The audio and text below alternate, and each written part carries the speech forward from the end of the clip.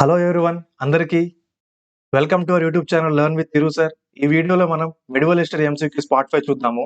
ఈ medieval history MCQs ఒక series ని పైన కార్డ్స్ లో అండ్ అలాగే డిస్క్రిప్షన్ లో లింక్ ఇస్తాను. సో దట్ ఈ సిరీస్ యొక్క ప్రీవియస్ వీడియోస్ అన్ని కూడా మీరు యాక్సెస్ చేయొచ్చు. So without further delay, let's get the video started. Coming to the 61st question, where was the shrine of Hazrat Nizamuddin Auliya situated? Delhi, Hyderabad, Aligarh, Ajmer. The correct answer is Delhi. Coming to the smart learning corner, the shrine of Hazrat Nizamuddin Auliya is situated in Delhi. The shrine, also known as Nizamuddin Dargah, is the mausoleum of Sufi saint Khwaja Nizamuddin Auliya. It was built by Muhammad bin Tughlaq. So ఈ హజరత్ నిజాముద్దీన్ ఔలియా యొక్క shine means మందిరం అంటాము, nothing but దాన్ని దర్గా కూడా అంటారు. So ఈ దర్గా means nothing but ఈయన ఒక సమాధి ఉందన్నమాట అక్కడ. ఈ నిజాముద్దీన్ ఔలియా సూఫీ సెయింట్ ఈయన ఒక సమాధి అక్కడ ఉంది. సో దీన్ని దర్గా అంటారు. సో దీన్ని కట్టించింది వచ్చి మొహమ్మద్ బిన్ తుగ్లక్. ఈ belongs to Tughlaq dynasty. And ఇది ఎక్కడ లొకేట్ అయింది? It is situated in Delhi.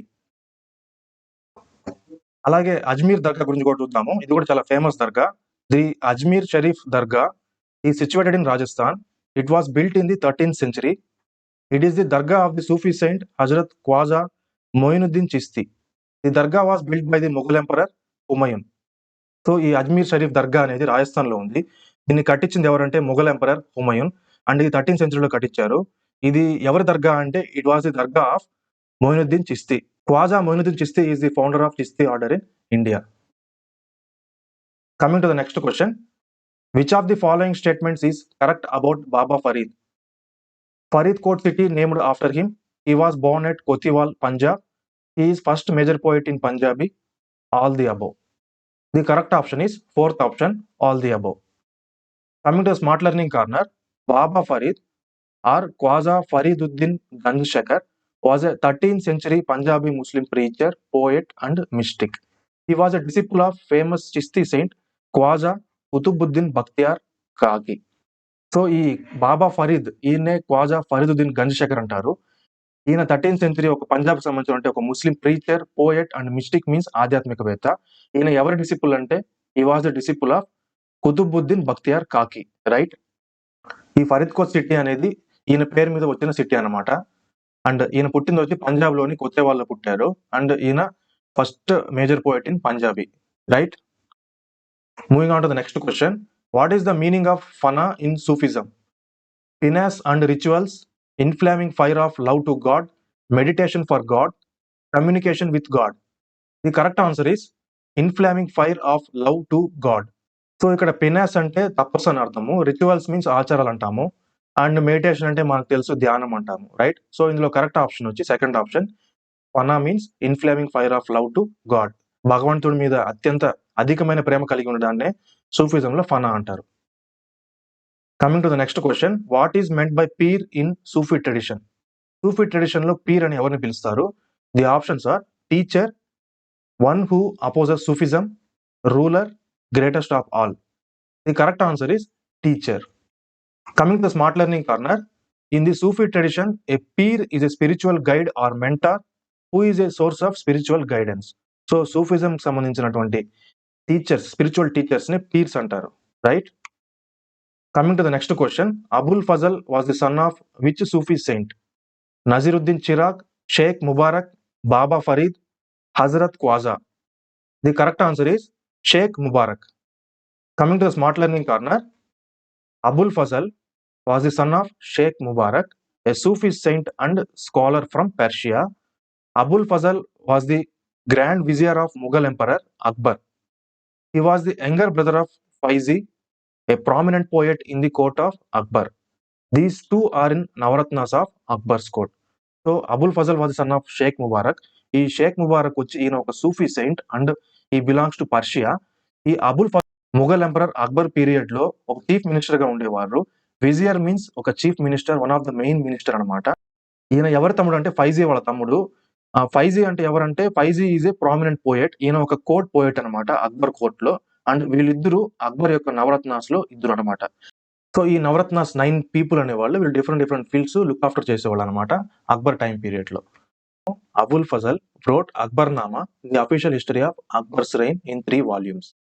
He also wrote Ain-e-Akbari, third volume of Akbarnama, which discusses the administration of the empire under Akbar's rule.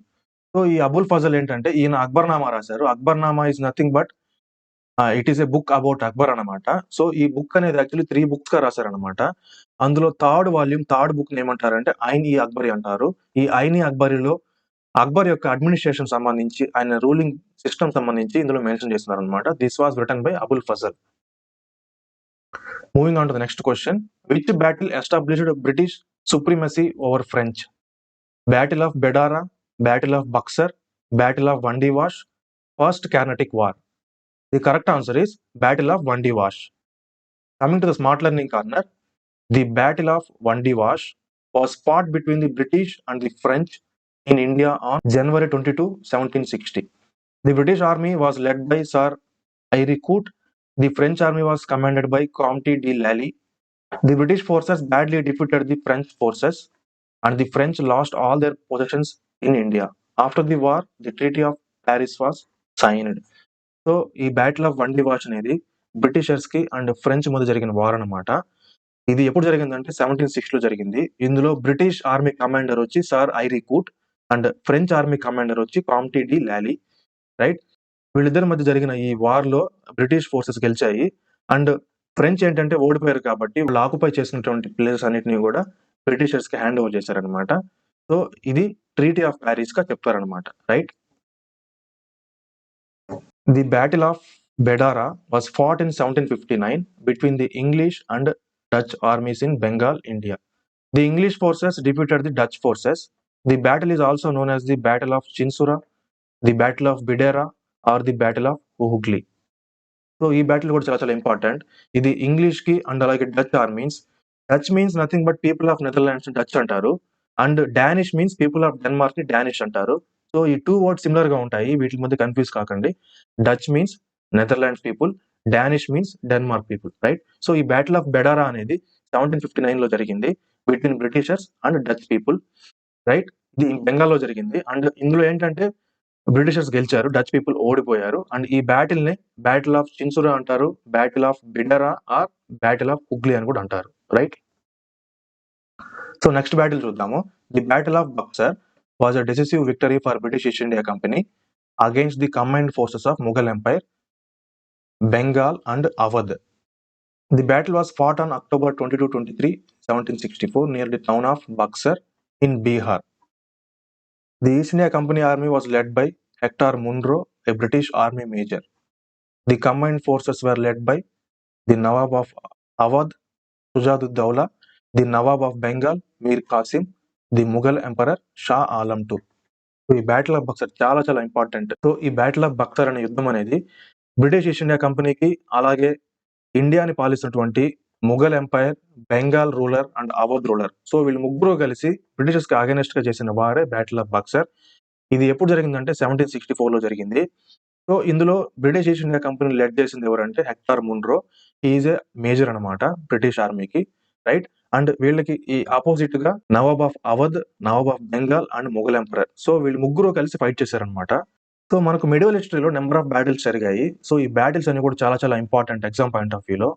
ఈ బ్యాటిల్స్ ఇచ్చేసి అవి ఏ ఏలో జరిగాయి, ఎవరెవరి మధ్య జరిగాయి, అండ్ అవి జరిగిన తర్వాత ట్రీటీ ఏమైనా జరిగిందా, ట్రీటీ మీన్స్ సంధి అంటాం కదా, సో ఇలాంటి ఏమైనా జరిగాయా అని చెప్పి అడుగుతారు. అలాగే ఈ బ్యాటిల్ ఎవరు గెలిచారు, రైట్.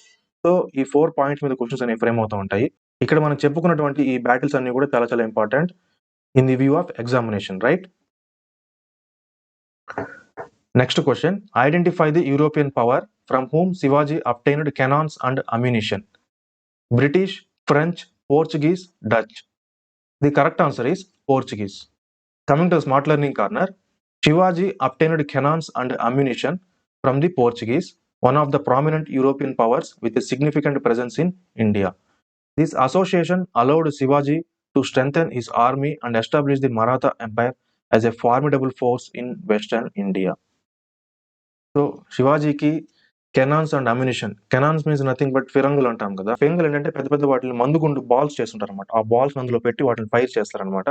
సో దట్ అవి డిస్టెన్స్ లో ఉండే ఎనిమీస్ ని టార్గెట్ చేస్తాయి అనమాట. లైక్ ప్రజెంట్ డేలో మిసైల్స్ ఎలా ఉంటాయో, సో ఆ డేలో అంత టెక్నాలజీ లేదు కాబట్టి ఈ ఫిరంగులు యూస్ చేసేవాళ్ళు. సో ఈ ఫిరంగులు అలాగే అమ్యునిషన్ మీన్స్ మందుగుండు సామాగ్రి అంటాం కదా, లైక్ గన్స్ కానీ గన్ పౌడర్ కానీ. సో ఇవన్నీ ఎవరిచ్చారంటే శివాజీకి పోర్చుగీస్ పీపుల్ ఇచ్చారనమాట. Right. The Portuguese were the first European to discover the sea route to India in 1498. Shivaji asked English for war material, but English refused Shivaji. So first Europeans who discovered sea route to India ఎవరంటే Portuguese అనమాట. They discovered in the year 1498, right? And 1670లో Shivaji actually Portuguese కన్నా ముందర Britishers ని అడిగారనమాట. But they denied, వాళ్ళు ఇవ్వలేదన్నమాట. So then ఈ అప్రోచ్డ్ పోర్చుగీస్. సో పోర్చుగీస్ ని అప్రోచ్ అయ్యాక వాళ్ళు ఈయనకి ఈ కెనాన్స్ అండ్ అమ్యునిషన్ సంబంధించిన వార్ మెటీరియల్ సంబంధించి ఈయనకి హెల్ప్ చేశారు. Right. Next question, which of the following statements are correct? Statement 1, British built Fort William after getting the land from the local ruler. Statement 2, Fort William is in Bombay. Statement 3, British got the Zemindari and built Fort William. Statement 4, all the above are incorrect. So the correct statement is third one, British got the Zemindari and built Fort William. Right. Coming to the smart learning corner, the British company was given the Zemindari of 3 villages, Sutanuti, Kalikata and Govindpur by Ajimushan, second son of Mughal Emperor Shah Alam II. Right. So ఈ British company ఈ fort William ని కట్టింది ఈ zamindari system తీసుకున్న తర్వాత కట్టారనమాట. ఈ జమీందారిని ఎవరిచ్చారంటే, జమీందారీ మీన్స్ నథింగ్ బట్ వాళ్ళకి ఒక రైట్ ఇస్తారనమాట ఎంపరర్స్ ట్యాక్స్ కలెక్ట్ చేసుకోవడానికి. సో ఈ బ్రిటిష్ కంపెనీకి Azimushan who is a Mughal emperor at that time and he was the second son of Shah Alam I, right. So ఈయన బ్రిటిష్ ఈస్ట్ ఇండియా కంపెనీకి ఈ జమీందారిని ఇచ్చారనమాట. దట్ మీన్స్ రెవెన్యూ కలెక్ట్ చేసే రైట్ అనేది వీళ్ళకి ఇచ్చారు ఈ 3 విలేజెస్ మీద. They are Sutanuti, Kalikata and Govindapur. Right. So ఈ జమీందారీ రైట్ తీసుకున్న తర్వాత వాళ్ళు ఈ ఫోర్ట్ విలియం అనే ఒక ఫోర్ట్ మీన్స్ కోటని కట్టుకున్నారనమాట. Right. The British build fort William in Kolkata, India. So Britishers fort William ని కోల్కతాలో కట్టారు. The city of Kolkata, formerly Calcutta in India, was formed by merging 3 villages, Kalikata, Govindapur, Sutanuti. So ఈ కోల్కతా సిటీ అసలు ఎలా ఫామ్ అయిందంటే, it was formed by merging of 3 villages. So ఈ Kalikata, Govindapur, Sutanuti, so ఈ 3 villages merge చేసి ఈ సిటీని ఫామ్ చేశారు. Right. Coming to the next question, the first viceroy of the Portuguese in India was Lally, Xavier, Albuquerque, Almeida. The correct answer is Almeida. Coming to the smart learning corner, Francisco de Almeida was the first Portuguese viceroy from 1505 to 1509 in India. Vasco da Gama was the first Portuguese to arrive in India on May 20, 1498. So ఈ Portuguese యొక్క first viceroy ఇండియాలో ఎవరంటే Francisco de Almeida. Right. ఈయన Portuguese యొక్క first viceroy. ఈయన time period వచ్చి 1505 to 1509. And who was the first Portuguese arrived in India అంటే Vasco da Gama on May 20, 1498. అలాగే రిమైనింగ్ పీపుల్ గురించి కూడా చూద్దాము. Saint Francis Xavier was a Roman Catholic missionary who was influential in establishing Christianity in India. So ఈ Saint Francis Xavier అనే అతను, ఈయన ఒక Roman Catholic missionary. Catholic missionary means nothing but Catholic church నుంచి persons పంపిస్తారనమాట various reasons కి to spread Christianity. Right. So ఈయన క్రిస్టియానిటీని ఇండియాలో స్ప్రెడ్ చేసిన ఒక Catholic missionary is nothing but Francis Xavier. ఈయన ఒక లైఫ్ టైంలో దాదాపు 30,000 పీపుల్ ని క్రిస్టియానిటీకి కన్వర్ట్ చేశారనమాట. Right. Next, Alfonso de Albuquerque was a Portuguese general, admiral and statesman. He was the first Duke of Goa and served as the Viceroy of Portuguese India from 1509 to 1515. అలాగే ఈ Alphonso de ఆల్బుక్వెర్క్ ఈయన Portuguese. Right. So ఈయన కూడా వైస్రాయ్గా work చేశారు Portuguese ఇండియాకి. ఈయన work చేసిన period వచ్చి 1509 to 1515. అండ్ ఈయనకు ఒక టైటిల్ ఉంది, that is called Duke of Goa and he was the first Duke of Goa. Right. Coming to the next question, what is the early capital of Portuguese? Surat, Cochin, Calicut, Goa. The correct answer is Cochin. Coming to the smart learning corner, Kochi, former name Cochin, was the first capital of Portuguese in India till 1530 AD. Later, the capital of Portuguese India was transferred from Cochin to Goa by Governor Ninoda Kunha. Kochi is a major port city in the Ernakulam district in the state of Kerala, India, right? So first capital of Portuguese in India ఏంటంటే Cochin and నవే days లో కొచ్చి అని పిలుస్తారు, right? ఇది 1530 వరకు వీళ్ళకి capital గా ఉండింది Portuguese people కి. లేటర్ ఈ క్యాపిటల్ ని కొచ్చిన్ నుంచి గోవాకి ట్రాన్స్ఫర్ చేసుకున్నారు. అండ్ అది ఎవరు చేశారంటే it was done by governor Nino da Cunha, right? ఈ కొచ్చి అనేది కేరళలోని ఎర్నాకుళం డిస్ట్రిక్ట్ లో ఒక పోర్ట్ సిటీ అన్నమాట, right? The first capital of British India was Kolkata, previously known as Calcutta. Governor General of Bengal Warren Hastings made Kolkata as the capital of British India in 1772. The city was the capital of British India until 1911 when the capital was moved to Delhi, right? So British India ఒక first capital ఏంటంటే కోల్కతా, దీని old name Calcutta అని పిలుస్తారు. And governor general of Bengal, అప్పట్లో governor general of Bengal గా ఉన్నటువంటి Warren Hastings ఈయన కోల్కతాని British India capital గా అనౌన్స్ చేశారు in the year 1772, right? So ఈ కోల్కతా అనేది 1911 వరకు బ్రిటిష్ ఇండియా క్యాపిటల్ గా ఉండింది. అండ్ ఈ క్యాపిటల్ ని కోల్కతా నుంచి ఢిల్లీకి మూవ్ చేశారు. On 12th December 1911, king George V during his coronation ceremony at Delhi Darbar 3 proclaimed the transfer of capital from Calcutta to Delhi. The decision was made by Lord Hardinge to the then Viceroy of India, right? So 1911 12th December లో King George V and Queen Mary వీళ్ళిద్దరూ వాళ్ళ coronation సెరమనీకి వచ్చారు. Coronation ceremony means nothing but పట్టాభిషేకం అంటారు కదా, రాజాభిషేకం అంటారు కదా. సో ఆ సెరమనీ కోసం వాళ్ళు ఇండియా వెయిట్ చేశారు. ఆ ఈవెంట్ ని ఏమంటారంటే ఢిల్లీ దర్బార్ 3 అంటారు. సో ఆ ఈవెంట్ లో ఈ కింగ్ జార్జ్ V ఏంటంటే ఈయన అనౌన్స్ చేశారనమాట. సో అప్పటిదాకా క్యాపిటల్ గా ఉన్న కోల్కతాని ఢిల్లీకి షిఫ్ట్ చేస్తున్నట్టుగా అనౌన్స్ చేశారనమాట. సో ఇది ఎవరి పీరియడ్ లో జరిగిందంటే దిస్ డెసిషన్ అప్పట్లో వైస్రాయ్ ఉన్నటువంటి లార్డ్ హ్యాడింగ్ 2 ఒక పీరియడ్ లో జరిగింది. Moving on to the next question, which of the following is a contemporary of Akbar and Jahangir? Tej Bahadur, Tukaram, Appar, Tulsidas. The correct answer is Tulsidas. Contemporary means nothing but అంటే వీళ్ళ కాలంలో ఎవరు ఉన్నారని అర్థం అనమాట. So Akbar and Jahangir period లో ఇక్కడ ఇచ్చినటువంటి పీపుల్ లో ఎవరు ఉన్నారని అర్థం అనమాట, right? Coming to the smart learning corner, Tulsidas was a Vaishnava Hindu saint and poet. He was also known as Goswami Tulsidas and Rambola Dubey. He was contemporary of Akbar, Jahangir. His principal work, the Hindi Ramcharitamanas, is the most popular version of the story of Rama. So Tulsidas వచ్చి ఈయన 16th సెంచరీకి సంబంధించినటువంటి ఒక వైష్ణవ Saint అనమాట. So ఈయన గోస్వామి తులసిదాస్ అంటారు, అలాగే రంబోలా దూబే అని కూడా అంటారు. ఈయన అక్బర్ యొక్క టైం పీరియడ్ చూశారు, అలాగే జహాంగీర్ యొక్క టైం పీరియడ్ కూడా చూశారు. సో ఈయన రాసినటువంటి బుక్ రామచరితమానస్ అనేది చాలా చాలా ఫేమస్ అనమాట. So this is nothing but Sanskrit లో రాసినటువంటి రామాయణాన్ని ఈయన హిందీలోకి ట్రాన్స్లేట్ చేస్తూ రామచరితమానస్ గా రాశారనమాట, రైట్? సో దీన్నే lake of the deeds of the Rama అని కూడా అంటారు, right? So which book is also known as lake of the deeds of Rama అని క్వశ్చన్ ఫ్రేమ్ అవుతుంది. So the answer is nothing but Ramcharitmanas. Appar గురించి చూద్దాము. Appar also known as Tirunavukkarasar was a 7th century Tamil Saivite poet and saint. Appar is traditionally credited with converting the Pallava king Mahendra Varman to Saivism. So ఈ upper అనే అతను ఈ was a Tamil సైవైట్ poet అనమాట. సైవైట్ means nothing but శివుణ్ణి కొలిచే వారిని శైవైట్ అంటారు, right? So ఈయన వచ్చి పల్లవ కింగ్ అయినటువంటి మహేంద్ర వర్మని ఈ శైవిజం లోకి మార్చారనమాట, రైట్? సో ఇక్కడ క్వశ్చన్ ఫ్రేమ్ అవుతుంది, who converted the Pallava king Mahendra Varma to Shaivism అంటారు. The answer is Appar. Next, Guru Tej Bahadur was the 9th of the 10 gurus who founded Sikhism. The 6th Mughal emperor of India, Aurangzeb, ordered the execution of Guru Tej Bahadur in Delhi in 1675, right? So ఈ గురు తేజ్ బహదూర్ వచ్చి ఈయన వచ్చి సిక్కిజంలో ఉన్నటువంటి 10 gurus లో ఈయన 9th గురు. ఈయన 6th Mughal emperor ఉన్నటువంటి ఔరంగజేబ్ చేత చంపబడ్డారనమాట, right? In 1675. Next question, which of the following bhakti saint was the contemporary of Shivaji? So Shivaji period లో ఉన్నటువంటి భక్తి సెయింట్ ఎవరు? Appar, Tukaram, Eknath, Jnaneshwar. The correct answer is Tukaram.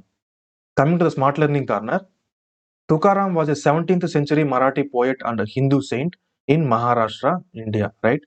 So Tukaram వచ్చి ఈయన ఒక హిందూ సెయింట్ అండ్ పోయెట్ అనమాట, Marathi poet in 17th century, right? So he was born in Maharashtra. అలాగే శివాజీ గురించి కూడా చూద్దాము. Chhatrapati Shivaji Maharaj was the founder of Maratha empire. He was born on February 19, 1630 to Shahaji Bhonsle and Jijabai. He is also known as the father of Indian navy.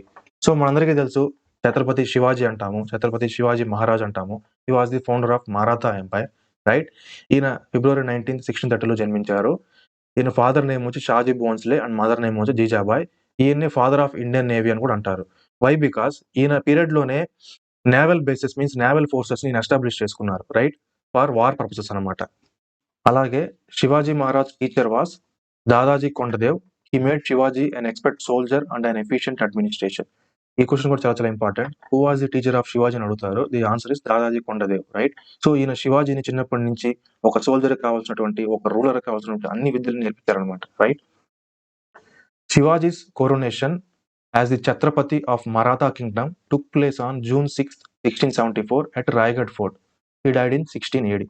So Maratha empire లో ఉండే kings ని ఛత్రపతి అంటారు. Chhatrapati means nothing but protector అంటారు. So ఈయన్ని ఛత్రపతిగా, I mean king, Maratha kingdom కి king గా ఈయన్ని 1674 అనౌన్స్ చేశారు, రైట్. ఈయన కొరోనేషన్ సెరమనీ అప్పుడు జరిగిందనమాట, పట్టాభిషేకం చేశారు అప్పుడు. That was done at Raigad fort. Raigad fort లో జరిగింది. And Raigad is a district in Maharashtra, right. ఈయన 1680లో చనిపోయారు. Next question, which of the following bhakti saint was called great martyr? Martyr means అమరవీరుడు అంటారు. Options Guru Nanak, Kabir, Eknath, Guru Arjan. The correct answer is Guru Arjan. Coming to smart learning corner, Guru Arjan Dev Ji, a great saint, philosopher, poet, and the first martyr of Sikhism. He was the fifth Sikh Guru.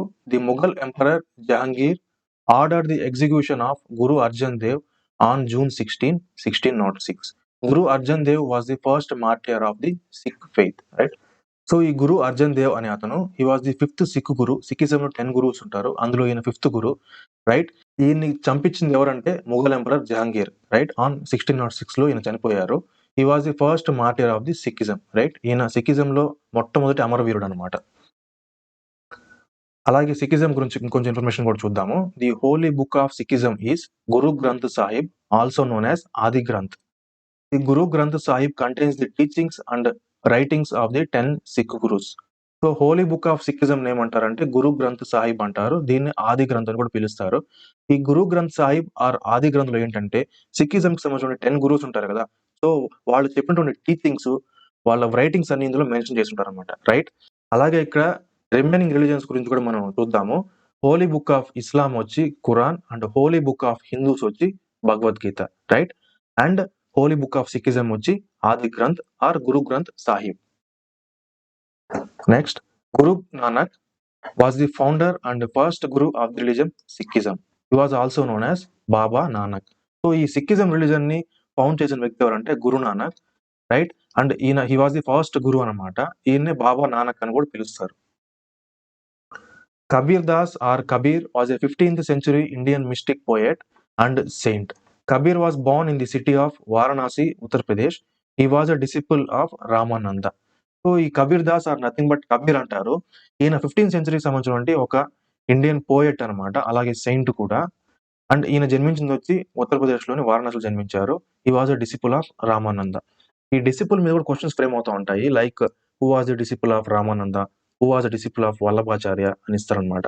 Next question, who is the disciple of Vallabhacharya? Kabir, Eknath, Surdas, Ramananda. The correct answer is Surdas. Coming to smart learning corner, Surdas was a disciple of Vallabhacharya.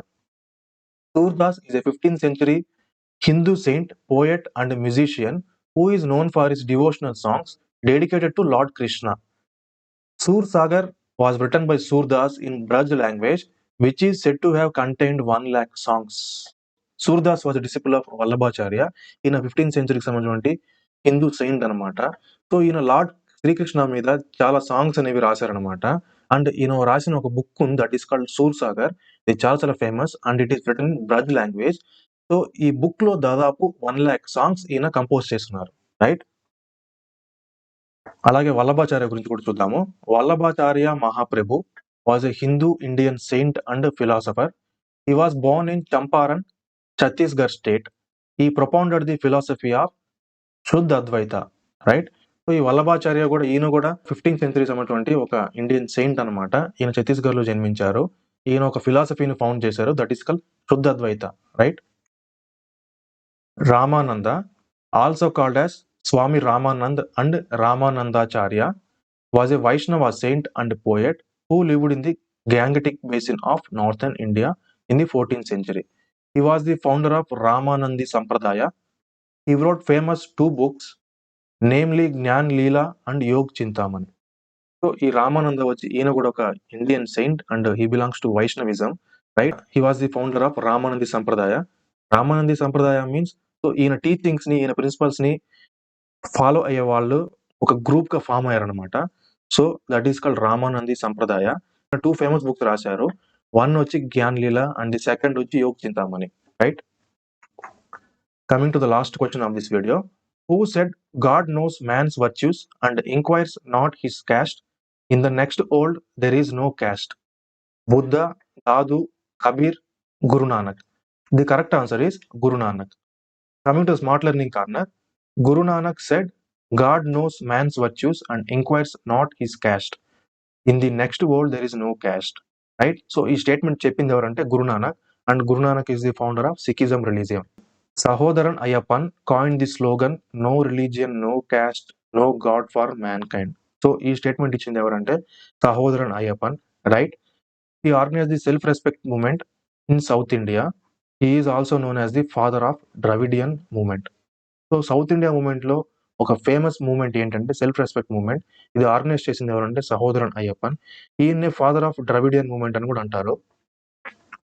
The self respect movement was a movement in south India that aim to create a society where oppressed castes had equal human rights.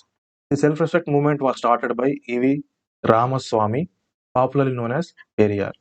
So south ఇండియాలో అణిచివేయబడ్డ కులాల మీద పోరాడిన ఒక movement ని self respect movement అంటారు, right. So ఈ self respect movement ని స్టార్ట్ చేసిన వ్యక్తి ఎవరంటే ఈవి రామస్వామి, ఈయన్ని పెరియార్ అని కూడా అంటారు, రైట్.